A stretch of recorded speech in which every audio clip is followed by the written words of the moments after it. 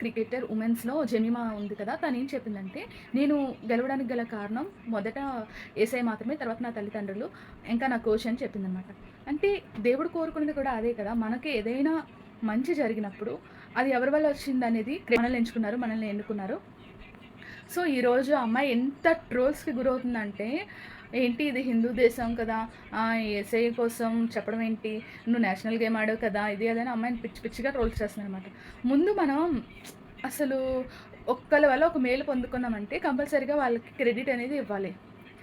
So, ఆవిడ ద్వారా ఆయన మహిమపరచబడాలని ఉంది అని రాసింది కాబట్టి ఆమె పొందుకున్న మేలు ఆమె మనకి మీడియా ద్వారా చెప్పింది. కానీ కొంతమందికి ఇది నచ్చక అమ్మాయిని విపరీతంగా ట్రోల్స్ చేస్తారు. మనం ఏదైనా మేలు పొందుకున్నామంటే అది ఫస్ట్ ఎవరి ద్వారా పొందుకున్నామని చెప్పి తెలుసుకొని వాళ్ళకి కృతజ్ఞతాస్తుతులు చెల్లించడంలో తప్పేమీ లేదు కదా! ఆయన మన ద్వారా మహిమపరచబడాలని, మన ద్వారా అందరికీ సువార్త జరగాలనే కదా ఆయన కోరుకుంటున్నారు. ఈరోజు ఏదైతే పెద్ద పెద్ద సెలబ్రిటీస్ ఉన్నారో, పెద్ద పెద్ద ప్లేయర్స్ ఉన్నారో, వాళ్ళందరూ కూడా ఈవెన్ రొనాల్డో కూడా ఎక్కడికి గ్రౌండ్‌లోకి ఫస్ట్ వెళ్ళినా దేవుడిని మహిమపరుస్తాడు. సో, నాకు క్రికెట్ గురించి పెద్దగా అవగాహన లేదు. కానీ అమ్మాయి దీనంతటికి కారణం జీసస్ అని చెప్పినందుకు అమ్మాయిని చాలా ట్రోల్ చేస్తున్నారనమాట.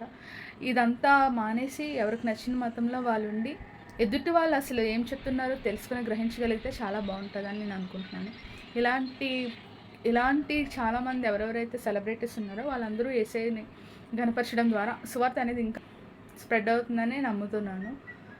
దేవుని స్తుతించమని ఉంటుంది. సో, మనం ఏదైనా ఉపకారం పొందుకున్నామంటే దేవునికి తప్పకుండా మనం కృతజ్ఞతాస్తుతులు చెల్లించుకోవాలి. యెహోవా చేసిన మేలులు మర్చిపోకూడదని చెప్పి కూడా బైబిల్ వాక్యం ఉంటుంది కదా. So, God bless you. So openly, Jemmy. Through the innings, though, you keep talking to yourself. You almost motivate yourself. There's a lot of messages to the crowd as well. Just take me through what you keep telling yourself through an innings like that. Yeah, I think initially I was just playing. I just keep talking to myself. But towards the end, I was just quoting one scripture from the Bible because I had lost energy. I was very tired. I was drained. But one scripture that says, just stand still and God will fight for you. And that's what I did. I just stood there and He fought for me. I know it's only been a few minutes, but